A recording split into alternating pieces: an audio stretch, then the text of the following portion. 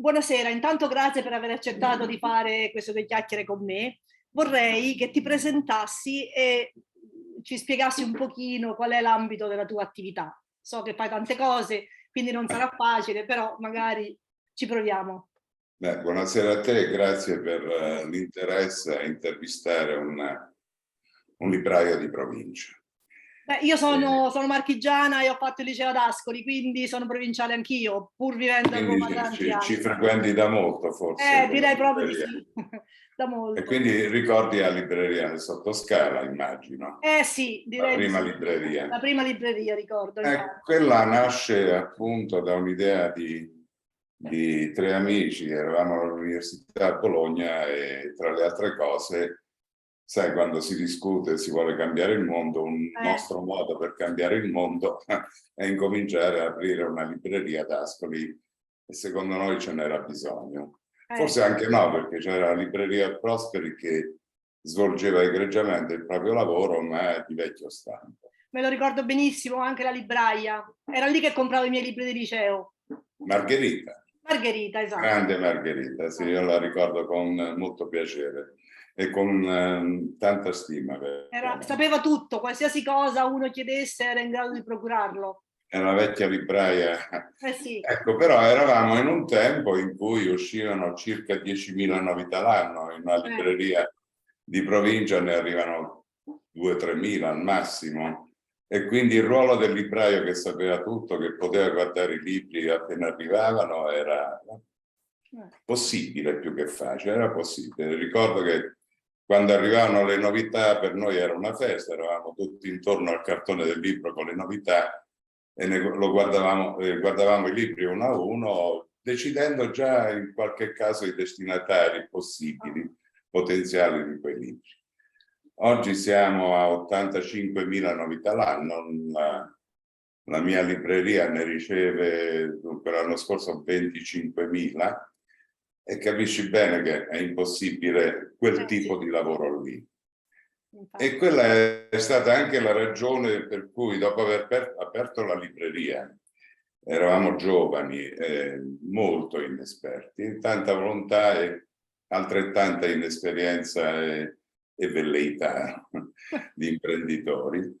E quindi cominciamo con questa libreria, facciamo una montagna di iniziative, presentazioni anche in un locale angusto, però facevamo le presentazioni, mostre all'esterno della libreria, avevamo già l'idea di portare il libro fuori dalla libreria, raggiungere le scuole, i festival, dovunque ci fosse un possibile interesse per il libro, noi c'eravamo. Grande lavoro, grande fatica, grandi soddisfazioni, fino a un certo punto. Poi so però, la svolta è arrivata nel 2001, quando da No, lì la prima svolta è È arrivata arrivata dopo 3 prima, anni. allora io non sono informata. Dopo 3 anni, quando dovevamo pagare quei libri, non c'avevamo una lira, totalmente. Però non facevamo i conti perché non faceva parte del nostro pagamento. Infatti. E quindi dopo 4-5 anni mi posi il problema, dico o gestisco bene il magazzino, la libreria o chiudo, non c'era alternativa. E incomincio a diversificare con l'informatica, che era la cosa più affine alla libreria, cioè tutto quello che tratta di sapere, di comunicazione, di informazione, di trasmissione del sapere, e l'informatica e il web poi era uno di questi. E quindi abbiamo incominciato a vendere computer nella libreria, corsi con grande successo, e ho realizzato un software di gestione per librerie, per gestire la mia libreria, che poi ho venduto ai miei colleghi.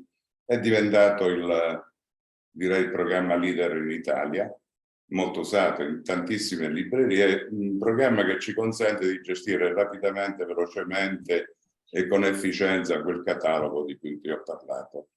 85.000 novità l'anno, attualmente siamo a circa 1.700.000 articoli. Ecco, una piccola libreria deve essere in grado di gestire 1.700.000 articoli. Quindi numeri è molto terribile. elevati.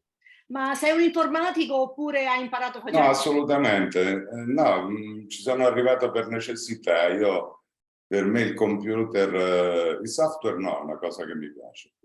Il computer è come l'automobile, è un mezzo, è un ferraccio che è il famoso hardware, appunto, che utilizzo quando proprio strettamente necessario. Un mio collega lo chiamava uno scemo di plastica, però in realtà è uno scemo che insomma serve parecchio, ha cambiato la vita anche delle librerie, credo, no? Come l'automobile, per andare a Milano, se non c'è il treno, e per noi è un po' difficile qua, sai, l'automobile è indispensabile, ma sempre un ferraccio rimane. Senti, dimmi che cosa è successo nel 2001 invece, un pochino nel più 2001, dovevamo uscire da questa catacomba che è stata bellissima, finché l'umidità non ci ha cacciato, e sempre facevo da consulente al comune per un po' di software, e il segretario mi coinvolse, mi chiese che cosa fare in questo locale dove siamo adesso, che era chiuso da 40 anni. Io appena l'ho visto... È un palazzo vero e proprio, no? Non è proprio un locale, direi. Sì, sono 800 metri al piano. Sì, è bello grande qui.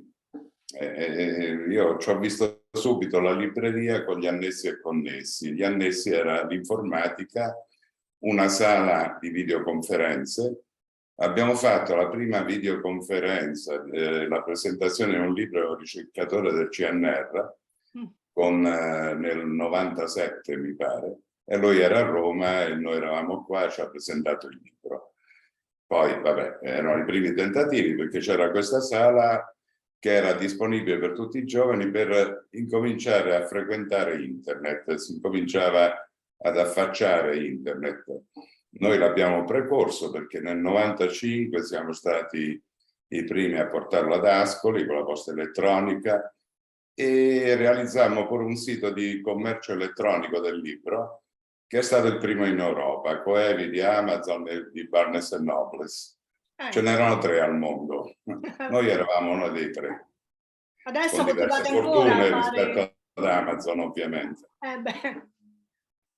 Ok, dico, continuate ancora a fare la vendita online dei libri? Oppure... Sì, lo facciamo anche per altri clienti, però io già a fine 2000, visto l'andazzo di Amazon e come dire, l'aggressività anche di Amazon, perché il libro gli è servito sempre come specchietto. Quello che gli interessa a Amazon è vendere altre cose. Col libro, ben altro. È il libro non ci fa pari. Io credo che ci rimettano a gestire il libro, però gli serve per avere tutto il resto, per aver avuto tutto il resto. E questo non era nelle mie corde. Io ho sempre pensato all'informatica, al web come un supporto per l'attività fisica reale, perché credo che questa attività fisica reale, il negozio in generale, libreria in particolare, fa sempre più fatica a rimanere aperto, soprattutto nei centri storici, nelle città, laddove credo ci sia sempre più bisogno di luoghi di incontro. E il negozio è il luogo di incontro d'elezione.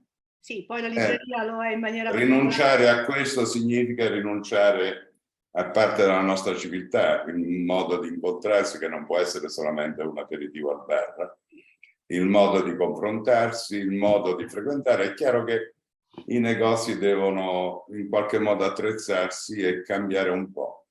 Cambiare un po' nel senso che se vendi libri non puoi vendere solo libri, io dico devi vendere socialità, accoglienza, queste sono le cose importanti. Poi per sopravvivere vendi anche i libri o un computer o un caffè o quello che è. Certo. Ma il negozio, soprattutto la libreria, deve avere questa capacità di contaminarsi, avere più spazi, e oggi, ahimè, è possibile perché molti negozi hanno chiuso. I comuni hanno proprietà incredibili, chiuse e costose. Sono costose perché vanno comunque gestite, sono costose perché sono tolte all'utilizzo dei cittadini. E questo è un costo che non ci possiamo permettere per il futuro. Io sogno una città in cui in ogni angolo ci sia un'attività, la presenza umana. Noi in Italia siamo famosi per questo. Credo che la diversità che ci ha caratterizzato nei secoli, che ha consentito la creazione di quegli 8.000 comuni, immagino poi che siano 12.000 poi con i paesi piccolini, gli insediamenti umani e le Marche in particolare, non puoi fare 1 chilometro senza trovare una traccia, una casa, un qualcosa dell'intervento umano. Sì. E rinunciare a questo è follia, semplicemente follia. Non solo, in un luogo come le Marche in cui quello che c'è poi è anche di valore, di pregio, no? È un peccato non utilizzarlo e non valorizzarlo. Certo. Senti, una delle cose che volevo chiedere, ma in parte me l'hai detto, come si fa a coniugare queste attività culturali di valore molto elevato che voi fate con avere un bilancio all'attivo? In parte me lo hai detto, però penso che qualche cosa in più si può... Indubbiamente l'informatica ci aiuta, ma non è solo quello. Noi investiamo molto anche per una sorta di volontariato aziendale per realizzare quell'accoglienza che ti dicevo. Io sono fermamente convinto che prima vendi l'accoglienza e poi vendi la merce che hai da vendere, qualunque essa sia. Certo. E quindi alla fine questo lavorio che facciamo da anni di presentazioni, di presenza laddove c'è una qualche iniziativa culturale, ha fatto sì che la libreria Rinascita diventasse un punto di riferimento per qualunque cosa tu debba fare, debba presentare, le iniziative, e quindi di conseguenza la vendita di libri. E riusciamo a sopravvivere. Non è che sì. Immagino che non si Già diventi molto, ricchissimi, diciamo. no? Vendendo libri, questo è chiaro, però ecco, sopravvivere è già importante. Ecco, Però, io non ci lavoro un po' poco, ho tutti i dipendenti, ma tu riesco hai a ottimi pagare lo collaboratori, stipendio a ecco, tutti. questa è l'altra cosa che volevo chiedere, no? Li scegli personalmente oppure no? Come fanno ad Scusami? essere tutti così bravi? Le persone che... I ragazzi? Sì, Forse sono coinvolti dal clima che si respira. infatti. Credo che sia importante, anche perché il mio mantra è che è veramente il vecchio adagio che il cliente, il signor cliente ha sempre ragione, In questo caso il lettore, no? meno quando ti vuole rendere schiavo, allora no. Certo. Comunque l'educazione è richiesta sempre, però se entra una persona da noi è perché ha un'esigenza, un problema da risolvere. Noi stiamo lì non tanto e solamente per vendere il libro, ma per la prima cosa, che poi nella maggior parte dei casi si traduce in un consiglio di un libro, procurargli il libro introvabile. Noi non diciamo mai è impossibile, oddio, qualche volta ci tocca qualche dire. volta capita a tutti, immagino. Ma raramente, cioè anche se ci costa di più del prezzo a cui lo vendiamo, cerchiamo di recuperare tutto. E questo è un servizio che ci viene riconosciuto e ha creato un attaccamento alla libreria, direi. Un'altra cosa che ti volevo chiedere, voi avete anche l'hai nominata all'inizio, una piccola casa editrice, quando è arrivata tra le tante attività e che tipo di testi pubblicati? Allora, la casa editrice è nata a fine anni 90, è nata perché ero stufo di avere i libri dai vari autori senza codice a barre, difficile da gestire, Sì. impaginazioni molto, molto approssimate, insomma dei brutti libri al di là del contenuto, sto parlando dell'oggetto libro, sì. Dei brutti libri, e poi mi confessavano i costi che pagavano questi autori. Era una vergogna, dico bene. Ho messo su una casa editrice, non proprio una casa editrice, era un servizio. Tu hai scritto il libro di poesie e romanzo, io te lo stampo, vediamo i costi di impaginazione e di stampa, mi paghi quelli. Poi se è un successo dividiamo i guadagni. Se no io già ti ho fatto, a suo tempo, ti ho fatto risparmiare tanto rispetto ai costi di tipografia. Hai risparmiato, ce l'abbiamo in libreria, organizziamo la presentazione del libro, lo mettiamo su internet e lo teniamo in libreria come in uno scaffale degli autori locali o della casa editrice, sempre presente in libreria, penso che sia un buon servizio. Un ottimo servizio, direi. Quanti titoli avete nella vostra casa editrice? 240. Non sono pochi per una piccolina. No, non sono pochi, ne pubblichiamo diversi. Che cosa pubblichiamo? Ma, sì. Dal libro di poesie e del romanzo che ti dicevo, per arrivare per esempio ai volumi di storia di Ascoli dell'Istituto di Studi Superiori di Studi Medievali. È un'opera in 4 volumi che stiamo pubblicando, in quel caso la finanziamo perché credo che sia un dovere da parte nostra di dare un aiuto a un istituto che insieme a un altro sono gli istituti più prestigiosi in Italia, e quindi è una cosa a cui dobbiamo, come dire, collaborare un po' tutti, ed è un'opera poderosa, si avvale di grossi studiosi ed è un vanto. Quindi pubblichiamo di tutto, tutto quello che gli ascolani propongono, pensano di dover pubblicare. Allora, un'altra cosa ancora, la Rinascita ha ricevuto moltissimi riconoscimenti, alcuni davvero prestigiosi. Qual è quello che le ha fatto più piacere? Oh, non me l'aspettavo. Indubbiamente, il primo è quello di una commissione della Federazione Internazionale dei Librai che ci ha scelto come libreria per l'Italia. Ha fatto un calendario, non ricordo bene, 10-15 anni fa, ha fatto un calendario e ha messo dalla libreria di Lisbona, bellissima, a quella di Buenos Aires, un vecchio cinema gigantesca, e altre cose, e la nostra particolare anche perché avevamo fatto una foto un po' ruffiana. Beh, vabbè, uno ci aiuta, no? Mi pare giusto. Però è stata bella. E certo. Poi a Venezia ogni anno c'è una riunione a cui partecipa tutta l'editoria e si tiene un corso per librai, e alla fine di questo corso c'è anche questo venerdì in cui direi che c'è tutta l'editoria italiana, dagli editori, autori, librai, e ci hanno riconosciuto come libreria dell'anno. C'è da dire che qualche anno prima anche lì i ragazzi avevano studiato il caso della libreria Rinascita come caso da analizzare, da conoscere, diciamo, non dico da imparare, però. Da imitare forse, no? Progetti per il futuro? Per il futuro adesso stiamo lavorando un po' in ritardo, ma mettendo insieme internet e le biblioteche.